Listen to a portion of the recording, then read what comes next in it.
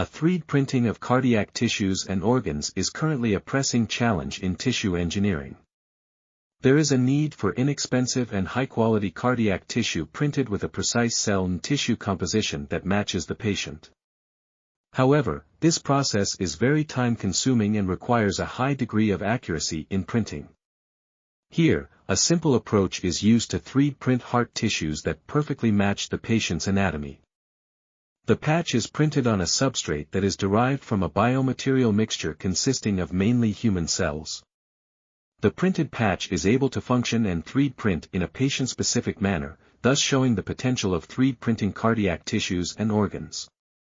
This article is titled 3D Printing of Personalized Thick and Perfusable Cardiac Patches and Hearts and was authored by Nadav Noor, Assaf Shapira, Reuven Edri, Idan Lior Wertheim, and Dvir. We are article.tv. Article links can be found in the video description.